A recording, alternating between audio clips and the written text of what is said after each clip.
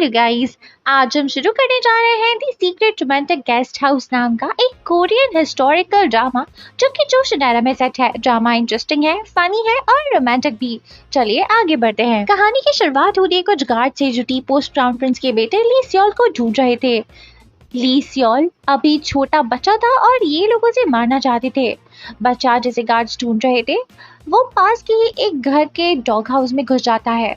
वहां उसकी मुलाकात उसी के जितनी एक बच्ची से होती है जो उसे उसका नाम पूछती है। ये बच्चा अपना नाम बताने से हिचकिचा रहा था, इसीलिए वो बच्ची और सवाल ना करते हुए इस बच्ची को खाना ऑफर करती है और ये बच्चा जल्दी से वो खाना खा जाता है। तभी वही गार्ड्स आ जाते हैं और इस बच्ची से पूछते हैं कि क्या उसने किसी को देखा। बच्ची कहती है कि उसने किसी को भी नहीं देखा। गार्ड्स वहां से चले जाते हैं। बाद में बच्चा डॉग हाउस से निकलकर इस बच्ची को थैंक्स करता है कि उसने इसका नाम जाने बिना ही मदद की। बच्ची कहती है कि उसे अच्छा लगा कि एटलीस्ट कोई तो यहाँ आया उसके डैड के मर जाने के बाद उन्हें विजिट देने के लिए। असल में बच्ची के फादर की डेथ हो चुकी है और ये सोग वाला घर है। ये बच्चा रोने लगता है। बच्ची भी रोते रोते उसे पूछती है कि क्या तुमने भी अपने डैड को खो दिया या माँ को। बच्चा कहता है दोनों को, और अब मैं बिल्कुल अकेला हूँ। दोनों अब जोर जोर से रोने लग जाते हैं। थोड़ी देर के बाद ये बच्चा जाने लगता है और बच्ची से कहता है कि अगर हम दोबारा मिले तो मैं तुम्हें अपना नाम जरूर बताऊंगा। 13 साल बीत जाते हैं। यहाँ कुछ स्कॉलर्स को दिखाते हैं जो स्टेट एग्जाम में पार्टिसिपेट करने कैपिटल सिटी जिसका नाम हानयांग है में आ रहे थे। लेकिन यहाँ से इन्हें एक रास्ता पार करना होगा जो टाइगर्स नाम के एक चोर ग्रुप के लिए मशहूर है। हानयांग से आए गार्ड सभी स्कॉलर्स को 5 कॉइन्स में ये जंगल सेफली पार करा देंगे। पर कांग सांग नाम का एक लड़का जो मार्शल आर्ट्स वाला एग्जाम लेने वाला है उसे ये आइडिया पसंद नहीं आ रहा था। वो अकेले ही ये जंगल पार करने तैयार था पर फिर भी उसे 5 कॉइन्स देने पड़ते हैं। जंगल में एंटर होने के बाद वो टाइगर ग्रुप इन सबका रास्ता रोक लेता है। शहर से आए गार्ड्स को भी टाइगर गैंग अपने ट्रैप्स में फंसा लेता है। फिर ये गैंग वाले बाकी लोगों पर भी हथौड़े से वार करने आगे बढ़ते हैं, लेकिन कांग सांग स्लो मोशन में पहले इनका हमला डॉच कर देता है। अच्छे से स्वॉर्ड फाइट करता है। टाइगर गैंग की बैंड बचा देता है। वो लोग दुम दबा के भाग जाते हैं। बाद में वो शहर से आए गार्ड से भी सब स्कॉलर्स के पैसे लेकर उन्हें वापस कर देता है क्योंकि ये गार्ड्स तो उन्हें बचाने में नाकाम रहे। सीन शिफ्ट होता है एक दूसरे लड़के पे जिसका नाम शी योल है और इस वक्त वो गिसांग हाउस में सो रहा था। इस जगह के बारे में बता दूं, गिसांग वो औरतें होती है जिन्हें आर्ट्स, पोइट्री, डांसिंग इन सब में ट्रेन करा जाता है, जहां अमीर आदमी जुआ खेलने, अल्कोहल और एंटरटेन होने आते हैं। शियोल उठते ही ड्रिंक्स के पैसे दिए बिना ही जा रहा था, इसीलिए गार्ड जिसे थोड़ा मारकर यहाँ से बाहर फेंक देते हैं। वो बेहोश हो गया था। गार्ड्स को लगता है कि कहीं इन लोगों ने उसे ज्यादा मार दिया, इसीलिए चेक करने आगे जाते हैं पर उसे तो कुछ हुआ ही नहीं था। वो एक गार्ड से अपना सर टकरा के भाग जाता है। सीन अब दान ओ नाम की एक लड़की पे शिफ्ट होता है जो मार्केट में खड़ी अपने गेस्ट हाउस जिसका नाम गार्डन ऑफ फ्लावर्स है का प्रमोशन कर रही थी। उसके बोर्ड पे लिखा था कि यहाँ से 5 स्कॉलर्स अब तक स्टेट एग्जाम में पास हुए हैं।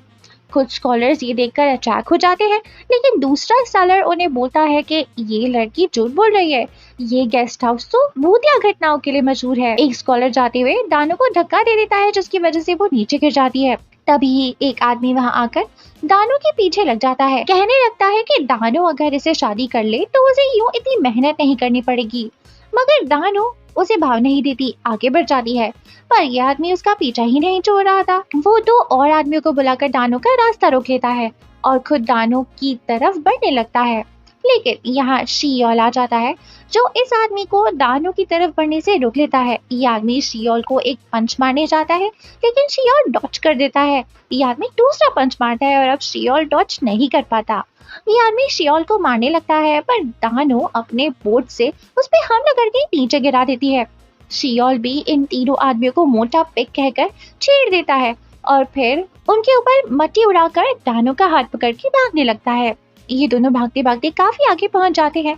दानो शियोल को थैंक्स करती है पर इनकी आगे कुछ बात हो पाती कि तभी वहां 2 गार्ड्स आकर शियोल को पकड़ के ले जाते हैं। गिसांग घर के ड्रिंक्स के पैसे नहीं दिए।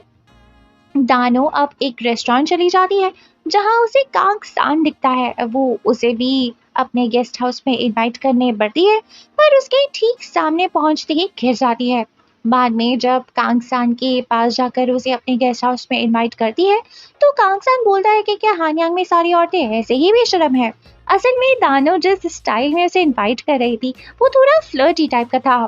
वहाँ कुछ गार्ड्स आ जाते हैं जिन्हें कांगसांग अवॉइड कर रहा था और वहाँ से चले जाता है। उसका लगेज यहीं रह गया था जिसे उठाकर दानो गेस्ट हाउस लौट जाती है। वहाँ एक कस्टमर जिसका नाम यूहा है वो दानो से पूछता है कि इतनी सुबह क्या करने गई थी, जिस पर दानो कहती है कि बस वॉक पे गई थी।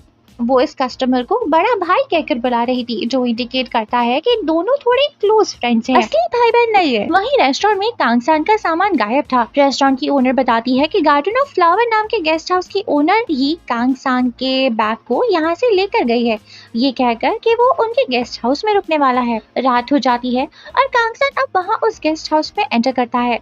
यहाँ दानो सीढ़ी लगाकर छत पे कुछ ठीक कर रही थी पर कांगसान के आने से वो डिसबैलेंस होकर नीचे गिर जाती है। कांगसान उसे कैच कर लेता है। एज यूजुअल स्लो मोशन में दोनों एक दूसरे को देखने लगते हैं। रोमांटिक म्यूजिक भी बजता है और फिर कांगसान उसे छोड़ देता है। कांगसान समझ रहा था कि ये लड़की जबरदस्ती ही उसके साथ रहना चाहती है और उसने ही इस गेस्ट हाउस के ओनर को कांगसान का बैग दे दिया है। दानो केयर करती है कि ये मिसअंडरस्टैंडिंग है, इस गेस्ट हाउस की ओनर मैं ही हूँ और मैं बस चाहती थी कि तुम हमारे गेस्ट हाउस पे स्टे करो। कांगसान तो यहाँ से अपना सामान लेकर जाने लगता है। दानो से गेट तक छोड़ने जाती है और कहती है कि हमारा गेस्ट हाउस उन सबको वेलकम करता है जो इस स्टेट एग्जाम के लिए प्रिपेयर कर रहे हो, तुम यहाँ स्टे कर सकते हो, हमारी फीस भी कम है। कांगसान नहीं मानता पर इतने में कर्फ्यू की बेल बज जाती है जिसके बाद कोई भी घर से बाहर नहीं निकल सकता और गेस्ट हाउस में रहना अब कांगसान की मजबूरी बन जाता है।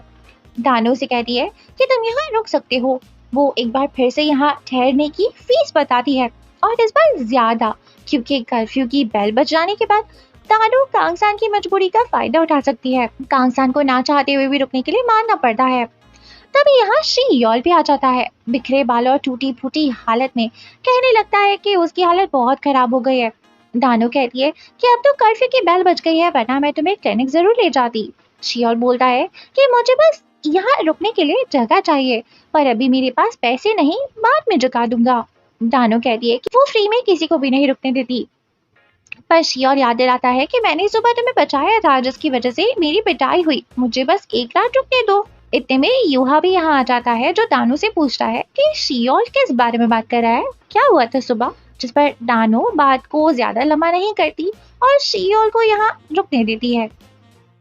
वो कहती है कि तुम रुक सकते हो लेकिन काम काज में हाथ बटा देना। फिर दानो शियोल और कांगसान से कहती है कि तुम लोग यहाँ पर कहीं भी घूम सकते हो पर एक स्पेसिफिक रूम का बताकर कहती है कि वहां मत जाना। दोनों वादा करते हैं कि वो वहां पर नहीं जाएंगे। कांगसान जब अपने रूम में जाता है और अपनी स्वॉर्ड चेक करता है उसके पास दो स्वॉर्ड थी, एक असली तेज धार वाली स्वॉर्ड और दूसरी लकड़ी की स्वॉर्ड।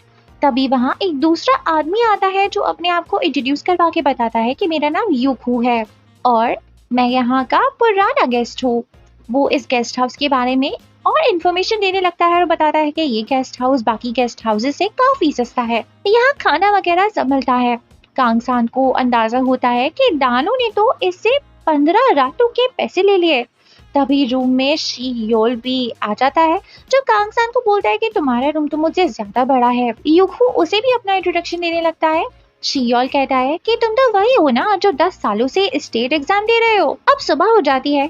दानो सभी को नाश्ता सर्व करती है।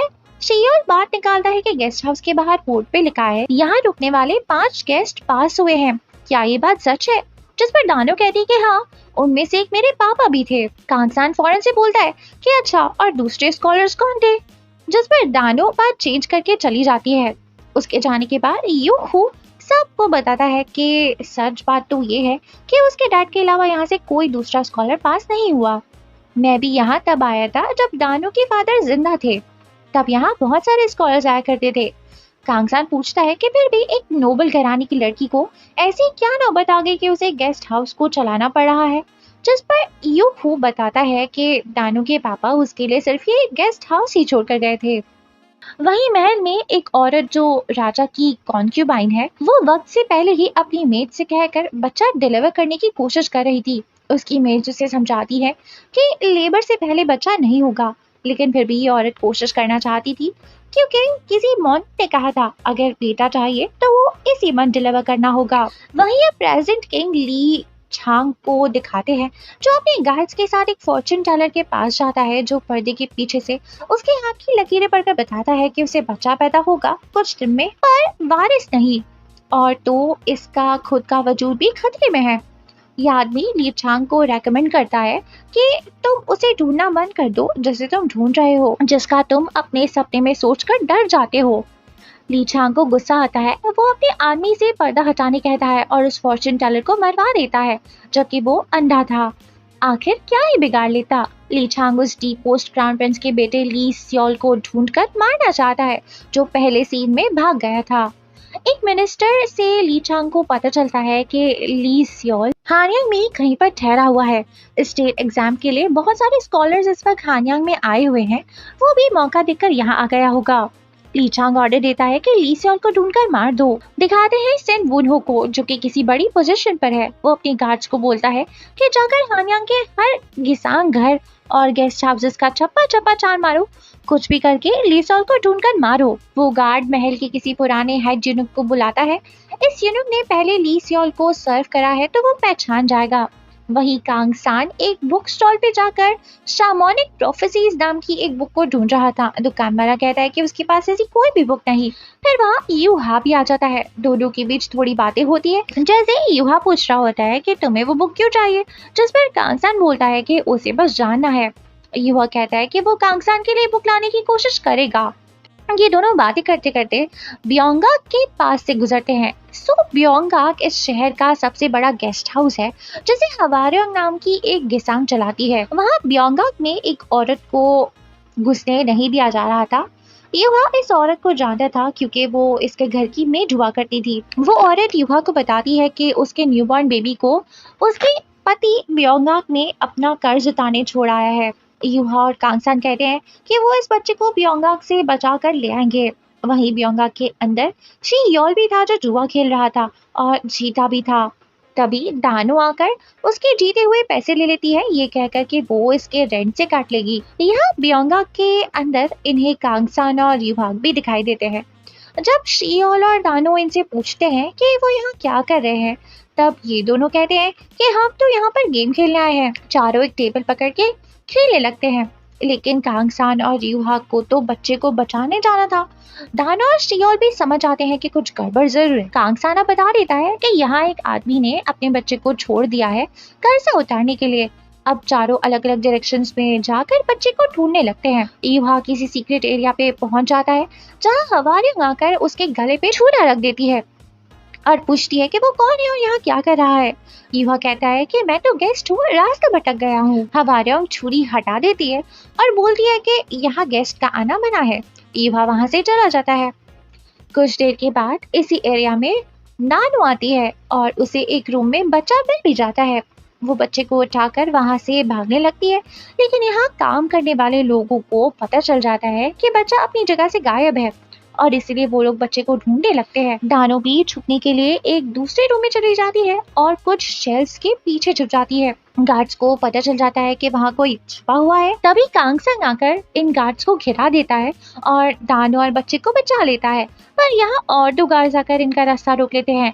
पर कांगसंग अपनी लकड़ी की स्वॉर्ड निकालकर इनका मुकाबला करने लग जाता है, जिसके बाद उसकी वो स्वॉर्ड टूट जाती है क्योंकि गार्ड्स के पास वो असली वाली स्वॉर्ड थी ना। तो फिर कांगसान बिना स्वॉर्ड के ही उन आदमियों को घिरा देता है और फिर वो दानो और बच्चे को लेकर बाहर चला जाता है। वहीं बाहर शियोल घोड़े संभाल रहा था ताकि जैसे ही बाकी लोग बाहर आए ये लोग भाग सके। युहा बाहर आ जाता है और थोड़ी ही देर में दानो और कांगसान भी।